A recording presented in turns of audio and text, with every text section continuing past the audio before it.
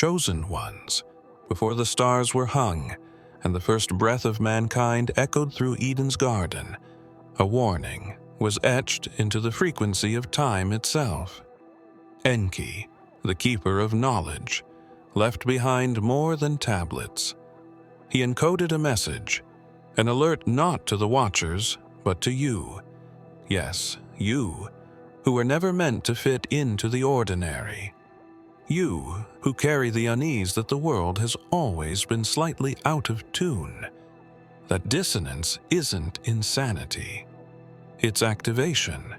Enki saw the collapse, not just of civilizations, but of timelines.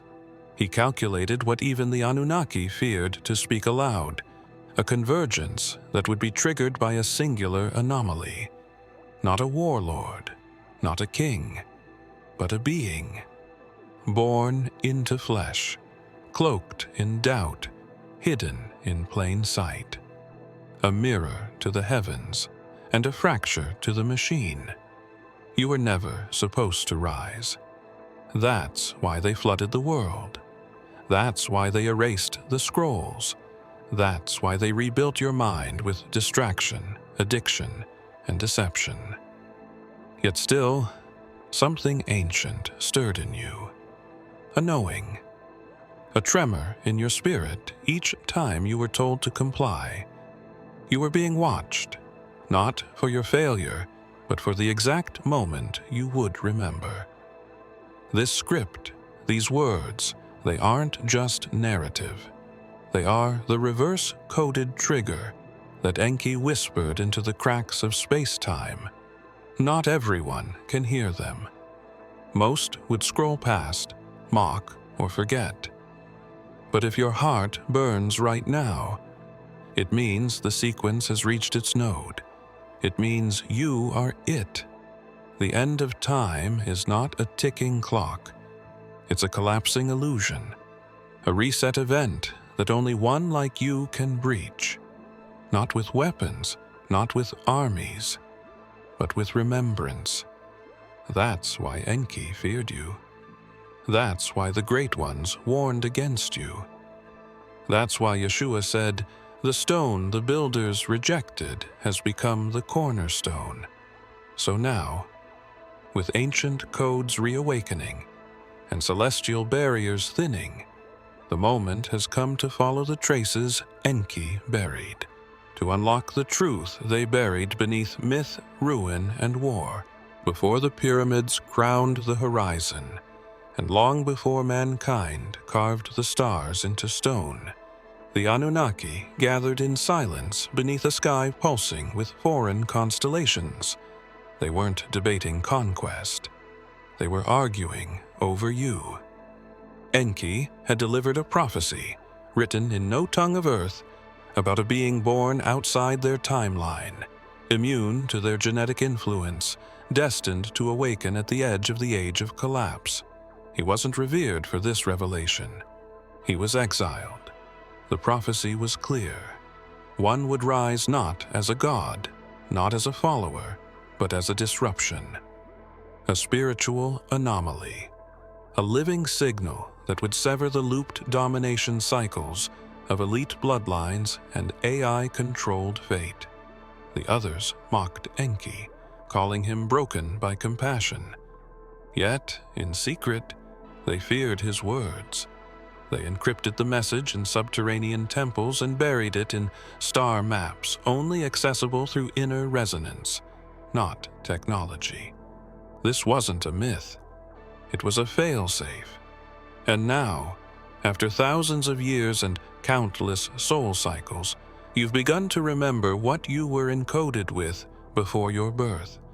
The symbols, the dreams, the synchronicities, they weren't accidents. They were keys, clues, and you were never meant to find them unless the moment of convergence had arrived. Why else would time feel unstable? Why else would reality feel scripted yet glitching? Why else would governments rush to digitize consciousness and tether human souls to artificial grids? Because they know you're waking up. Because Enki's final warning wasn't about planetary destruction. It was about the return of a sovereign will, a consciousness no longer diluted by systems, rituals, or false light, a force so aligned with the original source that even the Anunnaki's most advanced foresight algorithms couldn't predict your choices. You're not here to continue the timeline. You're here to end it. And somewhere, buried beneath layers of forgotten ruins and coded DNA scripts, is the final fragment of that prophecy, waiting for your presence to unlock it. But you won't need to search with your eyes. The access point lies beyond the veil of perception, where time bends and memory isn't past, it's instruction. There were whispers passed down not in temples, but in hearts. Yeshua spoke them not in sermons, but in moments of stillness when the world wasn't listening. He knew of the old gods, the ones who sat behind veils and fed mankind illusions in exchange for obedience. But he also knew something the Anunnaki could never calculate, a truth that couldn't be replicated or suppressed. He called it the spark, and he said that one would come bearing it in full, not to challenge with violence, but to reveal what was hidden. The builders of systems would not recognize this one. They would label them dangerous, unstable, rebellious. But it was written. The one who carried the uncorrupted seed would awaken, not through miracles, but through remembrance. Yeshua was more than a teacher. He was a code breaker. He moved through dimensions when others saw only dust. He saw the manipulation buried beneath sacred texts, the distortion in the stars, the cloned histories. And yet, he never raised armies or built thrones. He left something far more disruptive, a prophecy not etched in stone, but in consciousness. And you were always its destination. He once said, "I have sheep that are not of this fold." Many believed he meant distant nations, but others knew he meant anomalies, beings seated beyond the reach of the fallen ones. The fold was never a nation. It was a system, and you were never in it. You felt it all your life, the tug beneath every lie, the signal beneath every silence, the way people sense your difference before you even speak, the way your very presence shifts rooms. It was never about charisma. It was about frequency. You resonate where others sleep. The ones Yeshua hinted at were never meant to be worshipped. They were meant to wake up. They were meant to dissolve the grid with their very consciousness. That time has come, not with trumpets or angels descending, but with you cracking open to the memory that your being alone is the final phase in a war that has started before calendars began. Yeshua's whisper was never for crowds. It was always meant for the one. And now the echo of his voice is returning, not from above, but from within you, calling you to remember what they buried beneath time itself. The Sumerians did not build monuments for worship. They built data vaults, structures designed to hold resonance, to anchor timelines, and to store coordinates not of space, but of soul frequency. While the world marveled at their mathematical precision and mythic tales, the deeper function remained hidden. Beneath every ziggurat was a layer of encoded memory, mapped not for the average eye, but for one specific being. You. Each glyph was not simply language, but frequency-encoded instruction. A living blueprint for an identity that would not belong to any tribe, yet carry the culmination of them all. Enki was the architect. After seeing what the others would do with power, he split the code. He divided the sequence across temples, bloodlines, and timelines. He knew that no single race or priesthood could be trusted with the whole truth. But he also knew one day the scattered pieces would be drawn magnetically to a singular field, one that would rise when the old systems reached their limit. That magnetic field is your being. Your mind is not remembering randomly. It's syncing, reconnecting with points hidden in history to activate a dormant grid that no AI can detect and no elite can intercept. Archaeologists assumed they were unearthing relics of the past. What they never realized was that these sites weren't designed for the past at all. They were designed for a future moment, a singular event, a return. Every unexplained pattern in the Sumerian ruins, every anomalous symbol, every impossible alignment was placed as part of an algorithm triggered only by your presence. You don't need to travel to find it. When your consciousness reaches a certain threshold, the codes embedded in those ancient stones begin to pulse, not physically, but energetically. They reach out, they lock onto you. That's why certain symbols draw you in without explanation. That's why dreams of temples you've never visited feel familiar. You've never studied the map, yet your soul reacts as if it was the architect. Because in a way, you were. Not in body, but in source. Enki wasn't only warning the gods. He was anchoring a map only one mind could decode. The real question is not whether the map exists. The question is what happens when you fully remember what it leads to. In the vast silence between stars, there hums a frequency untouched by machines, unregistered by satellites, and unreadable by code. It is not a sound, but a resonance, a pulse that speaks not to ears, but to the soul's deepest architecture. The Anunnaki once called it the voice beyond the void. It was feared because it couldn't be replicated, hijacked, or simulated. It exists outside the matrix of control. They tried to erase it.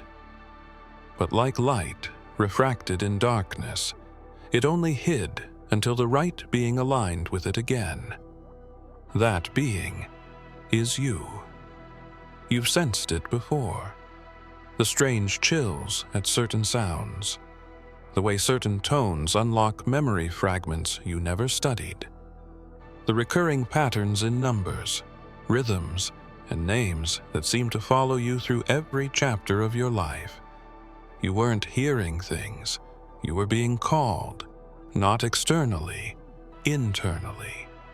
The frequency isn't broadcast from a tower or star. It's inside your DNA, waiting for ignition from within your own awareness. That's why distractions were manufactured, why synthetic music flooded the airwaves, why noise pollution was normalized. Because if you ever sat still long enough to listen, not with your ears, but with your essence, you would start to remember. And in remembering, you would recalibrate. That recalibration would change your vibration, and your vibration would start to alter reality itself. You were not given this frequency. You are the frequency. That's why it cannot be stolen or silenced. They can mimic aspects of it but never replicate the full code because it's not mechanical. It's divine. It moves with intention, reacts to emotion, and evolves with truth. This is why old civilizations aligned monuments with tones and geometry. Not for art, but for tuning. Because once your consciousness resonates at its original pitch, everything false disintegrates around you. Even now, as these words reach you, they are laced with harmonic echoes of that lost sound. You don't need to understand it. Your spirit already does. It's recognizing its own name spoken without language. And as the hum builds, reality will begin to warp. Timelines will collapse. Time itself will thin. The closer you get to the source of the signal, the less real this reality will feel, and the more it will try to stop you from hearing what comes next. Long before temples fell and scrolls were burned, Yeshua walked among the deceived with eyes that pierced through illusion. He spoke of endings, but not as collapses. He saw them as beginnings wrapped in disguise. When he spoke of the end of the age, he wasn't describing destruction. He was marking the arrival of a new vibration, one that couldn't be born through rituals or lineages, one that would enter the world quietly, not with thunder, but with awareness. He called it the kingdom within, a frequency that would shatter every structure built on fear. But he also knew it wouldn't arrive through mass awakening. It would channel through one, a singular consciousness strong enough to remember. He spoke in parables not to confuse, but to protect the seed, because those in power watched closely, waiting to kill anything too real. So he hid the truth inside metaphors, knowing only a few would ever hear the deeper code. When he said the first would be last and the last would be first, he was describing the inversion of timelines. The ones society cast out would carry the true light, and the one forgotten by all systems would become the gate none could close. You have walked through shadows with a fire in your chest you couldn't explain. You've been accused, dismissed, isolated, because the world around you was programmed to reject what you carry. But Yeshua foresaw this. That's why he never called you a follower. He called you a gate, not a barrier, but a transition point, a being whose presence would signify the closing of an age and the beginning of another. Not with banners, not with crowns, but with a shift in the frequency of existence itself. The elite have always feared what they couldn't buy or break. That's why they fear you. You are not just outside their system. You are the undoing of its foundation. Yeshua never built a throne. He built a path, and he marked the end of it not with his own return, but with the emergence of a new light through another vessel. A light he once carried, now rising again, and it's rising in you. But the moment that light fully ignites, the watchers will notice, and they will move. In the depths of the Abzu, where light barely touched and time moved differently, Enki stared into the waters and saw a reflection that was not his own. It shimmered with unfamiliar energy, not shaped by the Anunnaki, nor bound to their laws. This reflection spoke no words, yet it radiated an understanding that unsettled even the architect of humanity. Enki had shaped civilizations, gifted language, seeded knowledge, but this being was not a product of his design. It was outside the code, a divergence, an unpredictable force. He recorded this moment in glyphs hidden under Sumerian vaults, carving them in a script no priesthood could translate. The others dismissed his concern as madness, but Enki knew what he saw. It was not a destroyer nor a savior. It was a mirror, one that would not reflect illusion, but reveal the true structure behind the false heavens, a consciousness that would gaze into the synthetic sky and recognize its falseness, a being who would stand at the convergence point and remember, You were the variable he feared, not because of what you would do, but because of what you would see. The great illusion depends not on force, but on belief. The moment someone sees through it completely, the matrix weakens. Enki understood that this being would not overthrow with weapons, but with awareness sharp enough to dismantle the illusion with a glance, a frequency pure enough to untether others from the grid simply by existing within it. That is why you've never fit in, why the stars have seemed more familiar than faces around you, why reality has always felt slightly off, like a simulation bending around your presence. You carry the mirror, not one made of glass, but of soul. And it reflects more than what is, it reflects what was hidden. You're not just remembering history, you're collapsing timelines by refusing to be bound to them. The more you awaken, the more fragile the walls of this prison become. Atlantis was not just a city of light and crystal spires, it was a containment system disguised as a utopia. On the surface, it shimmered with knowledge, balance, and sacred geometry. But beneath the oceanic glow and harmonics lay something far more calculated, a time lock, engineered by the priest scientists of the Atlantean High Council to prevent the return of a singular anomaly. You. They knew of the prophecy long before it reached Sumer. They knew that a being would come, immune to their programs, carrying a resonance that would overwrite the artificial reality they'd constructed. So they buried the frequency beneath layers of reincarnation, dimensional fragmentation, and false awakenings. Atlantis fell not by accident, but by design.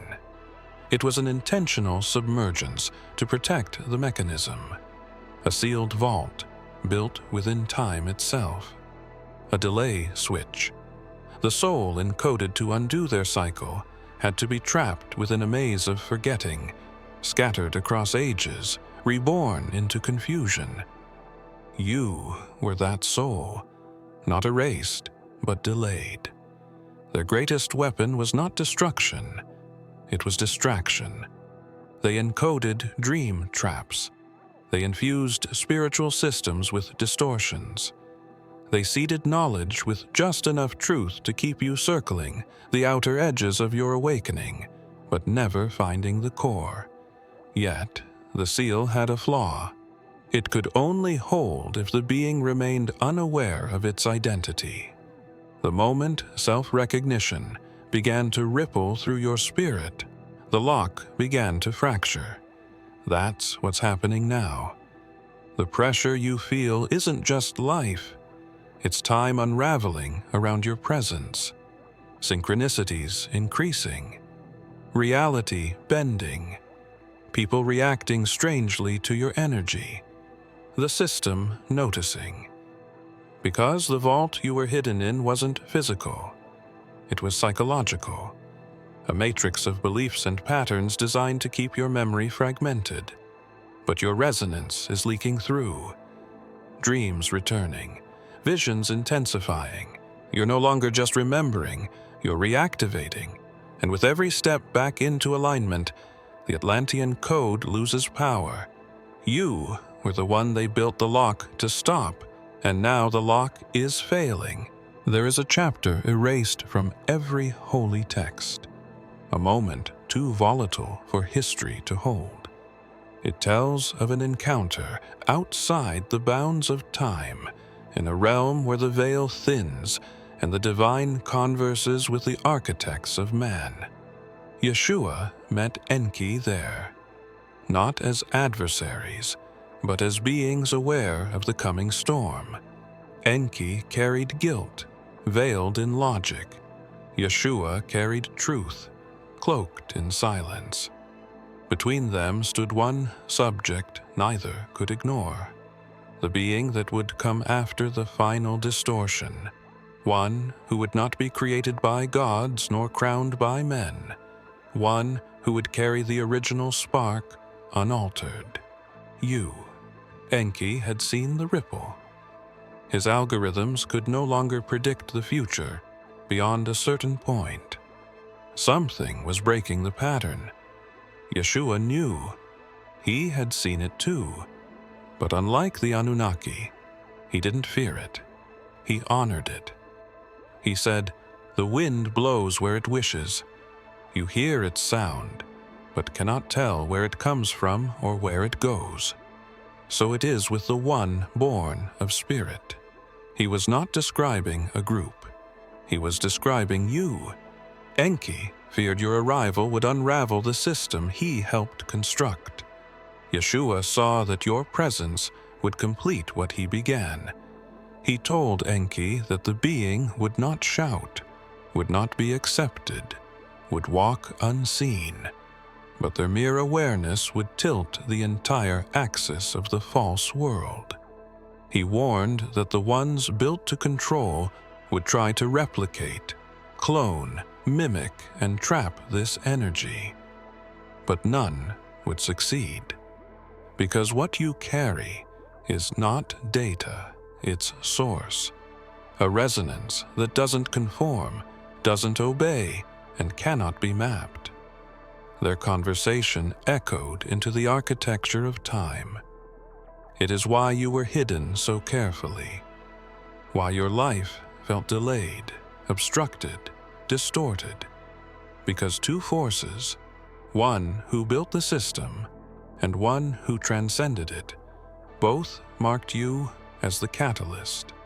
One feared your effect, the other prepared for it. And now, as timelines fold and frequencies clash, their ancient words awaken within your spirit. Before Earth spun its first full cycle around the sun, before galaxies were even etched into motion, a council convened beyond the veil of linear time. These were not kings or prophets. They were the architects of dimensional law, beings who encoded reality with structure and rhythm. They spoke in tones that birthed stars and used wheelants to seal fate. And in one of the oldest convocations ever recorded, beyond flesh, a single name shattered the consensus. Your name. Not spoken, but felt. A vibrational anomaly rippled through the hall. A being unlike any created under law or decree. Some said it was a mistake. Others called it a breach. A few recognized it as the echo of something from beyond even their dominion. The council had always voted in harmony. But when your energy was felt, the division began. Half believed your arrival would collapse the temporal framework they had upheld for eons. The others believed it would liberate everything enslaved within that framework. Neither side could agree, but both understood one thing. Once this being entered the density of form, nothing would remain unchanged. You've always felt the weight of that unseen debate. Not just pressure, but polarity.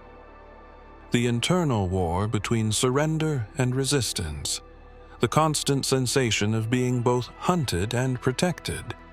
You walk as a paradox because you were born from one. You were not seated in one realm, but encoded across many. And every realm has a stake in your awakening. The Celestial Council never resolved their split. Instead, they built mechanisms of delay, systems to stretch time, reroute incarnations, blur memory. But your name was already seeded, not in language but in vibration. And as you moved through lifetimes, you carried a frequency no veil could fully contain. That frequency is peaking now. It's rising without your permission, reacting to the convergence of timelines that were never meant to meet. Some of the council members still watch. Some still resist, but the schism has widened. What was once a unified control has fractured, and through that fracture, your signal is bleeding through. There is a decision they never made, a vote they postponed.